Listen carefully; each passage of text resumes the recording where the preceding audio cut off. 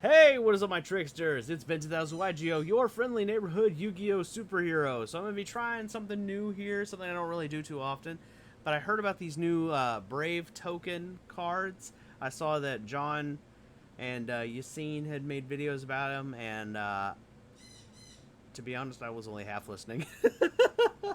And in John's case, House Champs. I only saw the token, the joke token on his Twitter.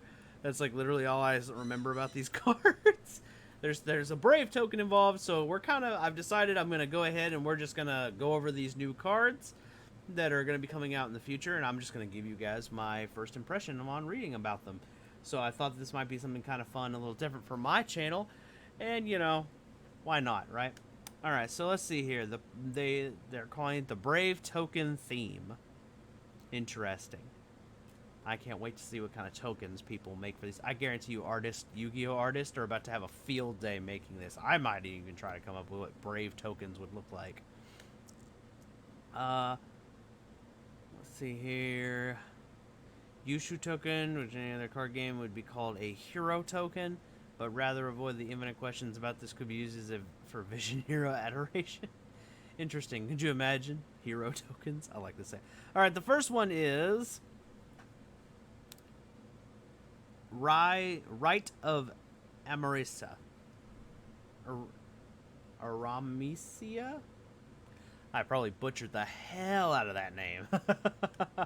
Alright, you can only activate one card of the name per turn. You cannot activate monster effects on the field the turn you activate this card, except special summon monsters. Alright, so normies don't get to use their abilities. If you control no Brave tokens, special summon one Brave token. Okay, stats are pretty good. Then if you do... Wait, what? If you control no Brave tokens, you get to special a Brave token. Got it. Then if you do not control Journey of Destiny, you can place one Journey of Destiny from your deck and face up in your spell. Okay. So this is kind of a here's your this archetype is all about this token, and it gets Journey of Destiny. I don't know what Journey of Destiny is yet, so I'm interested to see what it is. What is it in the spell and trap card zone? Okay, so it's going to give you a spell or trap. Okay, so this is a Rhoda / giving you a token. That seems like it's a pretty good card, actually. All right. Alrighty, now we have Magicite Warrior of the Ruins. Now that artwork is looking spicy. I'm not gonna lie, that's looking pretty good. A Fire Warrior level 4, 23 hit, 2300 attack. Ooh, his effect is gonna be hot garbage. If they're giving him a level 4 that kind of attack points, it's gonna be bad.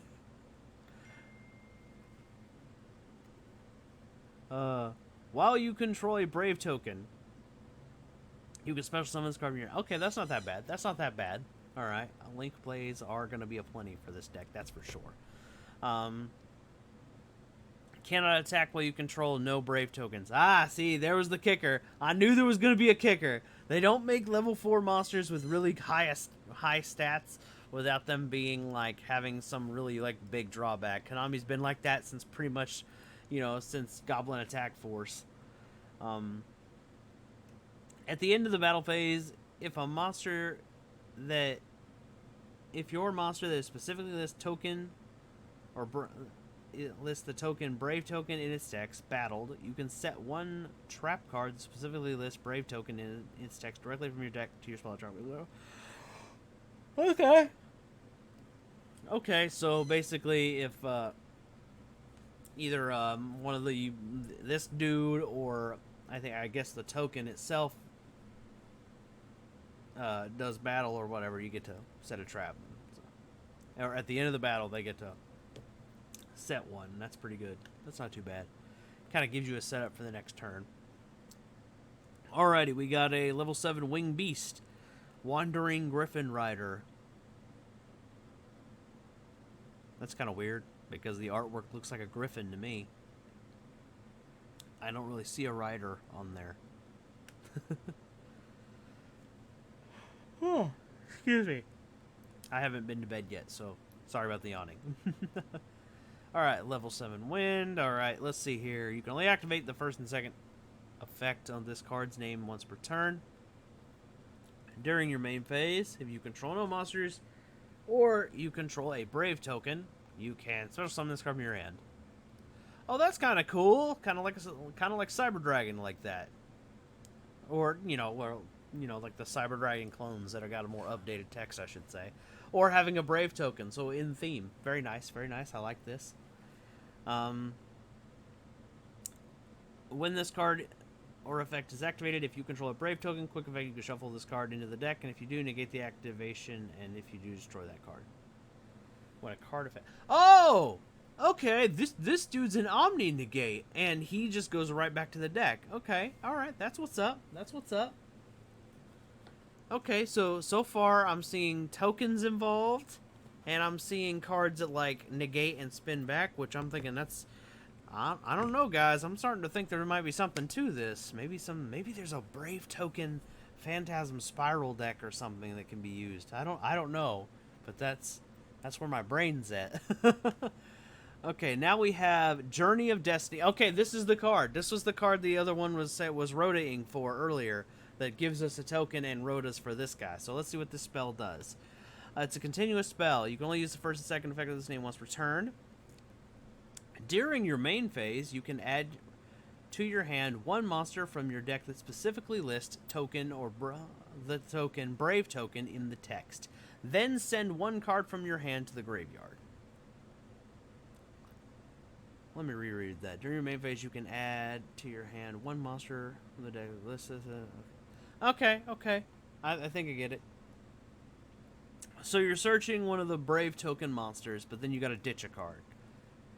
That's not too bad. I mean, there's got to be a way you can utilize that. I'm sure of it. Putting cards in that like to be in the graveyard. If a monster is normal or special summoned, you can add to your hand or equip to one Brave token you control, one equip spell from your deck that specifically lists the token Brave token in its text. Okay. So you're getting to, if a monster is normal or special summoned, you get to add to your hand or equip a Brave token. Okay, so you're getting equip spells involved in this. Cool. Each turn, the first time a monster you control will be destroyed by battle, while it is equipped with an equip card is not destroyed. That's okay. That's not the greatest. That's not the worst. Making our tokens a little harder to get rid of is a good thing. I bet you I know there's a continuous spell that says, like, oh yeah, normal monsters are unaffected by, or non-effect monsters are unaffected by spell cards. I bet you, like, maybe between these two spells, you could actually make your tokens like, hard to destroy in battle and unaffected by spell cards. That could be something. Okay. Ooh, oh, look at that. That is nice. I like that art. Sorry, I like the artwork. It's like looks like a diamond sword. Alrighty, so this one is, I'm not even going to pretend to try to pronounce its OCG names. It's a Noble Arms of Light. Danil. It's a Noble Arms card? That's cool. Somebody, there's going to be, I know there's something that searches those guys out. There's going to be something, somebody's going to come up with some sort of shenanigans with this. Equip only to a monster you control. Not a problem. You can only use the third effect of this card once per turn. Okay. You can only control one Noble Arms of Light Deno. Okay. The equipped monster gains 500 for each monster with a different name you control that specifically lists the token. Okay. Alright, okay. So, alright. So far it's already kind of like United We Stand. Yeah, so it can only be equipped, I think, to the token or to the list of the token in the name. The other thing is, which is really good because the tokens are like 2,000, so they're like, they're really good for their stat line. So, this guy makes them 2,500 real fast and easy. If this card is sent to the graveyard, you can target one Brave token you control, equip this card to that monster you control. Okay. it's kind of got the typical noble arms thing, where where the because a lot of the noble arms spells are like that. They get destroyed or they get sent to the graveyard. They're like, haha, just kidding, I'm coming back. I'm gonna be on this guy now. So that's okay. That's pretty, it's neat. I don't think it's broken, but it's neat. Equip only to a monster you control. Okay, third effect can only be used once per turn. Okay, I think this is a theme for the equip spells. This is Starlit Papillon. This one doesn't seem to have any. Yeah, this one's not a noble arms. Okay, you can only control one, same as the other one. Monsters your opponent controls lose 500 for each monster with a different name you control that specifically lists Token Brave in its text. Okay, okay. So this one's kind of the opposite of this one is like the shield to the sword, if you will. The sword makes your guys bigger, the shield makes your opponents weaker. If it's into the graveyard, target one brave token you control, equip this card. Okay. Alright, I think I'm starting to see the connection between the equip spells. They are going to get sent as the cost for searching for your monsters. And since you'll probably have a token at that point, these cards will come out and equip to your tokens. And they'll maybe boost your dudes or weaken your opponents. It's a little more, it feels very 2006-ish to me, but it's not bad. It's not the worst thing in the world. You're definitely not losing your card advantage easily. Oh, okay, this is kind of neat. Draco back the Dragon Steed. Okay, this is kind of cool looking. I don't know how good this card is going to be, but I like the artwork, because to me that looks like a dinosaur. And you guys know I like my dinosaurs. Alright, only control the monster you control. Second and third can only be used once. Per turn, you can only control one Draco back the Dragon Steed. Okay. While this is equipped to a non-effect monster, you can target one card your opponent controls and return it to the hand. Okay. That's not bad. That's not bad. Being able to bounce stuff back. I don't like that it targets. I think in a more modern Yu-Gi-Oh, the cards that don't target are typically better than the ones that do. So, yeah, but bounce backs aren't bad. It's not a quick effect though, I don't believe. So it's not a compulse, but hey, bouncing stuff back isn't the worst thing. If it's started in the graveyard, you can target a brave token you control and equip it. Okay, that's not bad. It's also kind of fun that if it's equipped to a non-effect monster in general and it doesn't have anything like specific to it, I think other normie or non-effect decks could actually use this if they want to, like Tenyis or Phantasm Spiral based decks or normal pendulums. These are other they can use this if they want. I don't think it's broken or anything. But it's a neat card, I guess. All right, ooh, we got a field spell. I didn't. Okay, Zeraham, the Dark Temple. Interesting. While you control a monster equipped with a Noble Arms of Light Donnell, your opponent cannot activate cards or effects during the battle phase. Okay. So while we got this field spell, basically and we got this sword on one of our dudes, basically everything's Armades or whatever, basically. Or they're like, you can't do nothing, no activating. I like that. That's kind of a neat little trick. Once per turn, when a brave token destroys a monster in battle, inflict damage to your opponent equal to the monster's original. Okay, so now we're making all our tokens into Elemental Hero Flame Wingman. So that's kind of neat too. So they can't do anything in battle phase. They're frozen. Our opponent is frozen, which is actually kind of fitting for this because I think it's ice in the artwork or crystals. Okay, and then of course doing effect damage. So, all right. Once per turn, you activate this card's effect. Previously this turn, you can add in your hand one field spell in your deck. Spell this token brave. Except okay, and I think it says basically we get to search the other field spell, and I can see it down here. I don't know what it does yet, but that's kind of okay. So we're gonna get to search for the other field spell if we use the other effect. If you activated the second one where you inflicted damage, basically you get to add the other field spell to your hand. All right. So what does the other field spell do? This is Woods of Lost Flowers. All right. This seems kind of interesting. I wonder if we're gonna get terraforming back to more than one for a deck like this that has multiple field spells. Probably not. I'm pretty sure there's Dream Mirrors were like that.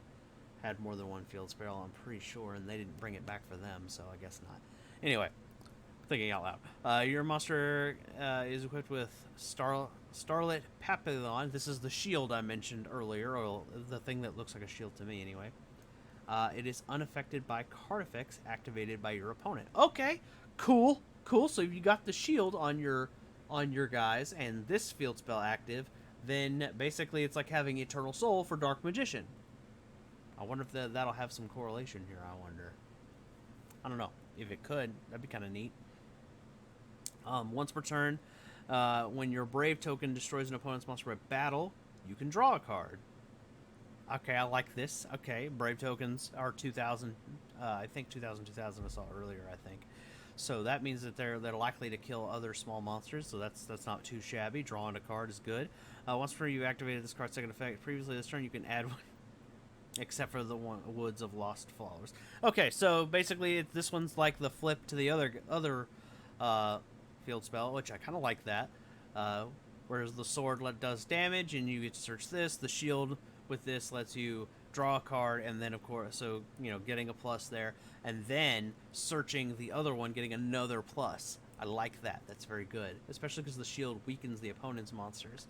That's pretty handy. All right, this is not bad. I don't think this is terribly great, but then again, I don't know. I haven't messed with the stuff yet. I might wait for. I might experiment with this on Edo Pro and just see what pops up in my head. I don't know. It could be fun. You guys let me know in the comments below if you want me to do that. Alright, so this one is a trap card for this. It's called Thunder Discharge. I like the name. I like the artwork too. I don't know if that's a monster that we'll get later, or if that's just an expansion on a monster there. Or maybe this is what the Brave tokens are supposed to look like. I don't know. You can only activate this card on return. If you control a Brave token, target one monster equipped with an equipped spell card that specifically lists Brave token in its text. Destroy as many monsters your opponent controls equal to or lower than the attack as possible. Then you can equip one equipped spell from your hand or grave that specifically lists the token, Brave token in the text to the appropriate monster you control. Okay. So basically, I think we only have 2 monsters right now, and neither of them are really all that big. So this card will really just be used as like a torrential tribute type thing, where we're gonna try to blow up a handful of like weenie monsters, basically. Unless we can make our dudes a lot bigger. Or we have the shield or the sword on, making our guys bigger or whatever we need to. So that's not too shabby. And then we got Resurrection Breath, normal trap card. You can only activate one of this card in its name once per turn. If you control a Brave token, special summon up to 2 monsters with different names from your hand or graveyard, but banish them if they leave the field. Then equip one equipped spell from your hand or graveyard that specifically lists the token Brave token in the text to an appropriate monster you control. Okay. And this card is basically just going to let us special summon 2 monsters from the hand or the graveyard. Okay, I like this. This is kind of like Back to the Front or Call of the Haunted or whatever. But it's going to give us more than one. And then of course they got this Hidden Armory announced, I think, I guess as a reprint or something. I remember you seen mentioning that, because like I said, I did watch his video, but I was only half listening because I was trying to get replay footage for a deck that is not finished. But yeah. So there you go, guys. This is the Brave archetype. I'm actually really excited to see where this goes. I have no idea where this goes, and I'm actually really interested in this because, as you guys know, I actually really like normal monster decks. I always feel like normal monsters get the short end of the stick because they don't really do anything. So when Konami creates a new one, I keep hoping it's going to be really decent. So you guys let me know what you think below. I think this has promise, and I think that we're only seeing the tip of the iceberg, or the tip of the spear, if you will, for this deck. So I'm looking forward to seeing what Konami comes up with next. Leave your thoughts below. Anyway, if you're new to the Ben 10,000 yugioh channel, consider subscribing, and I will catch you guys in the next one. Peace.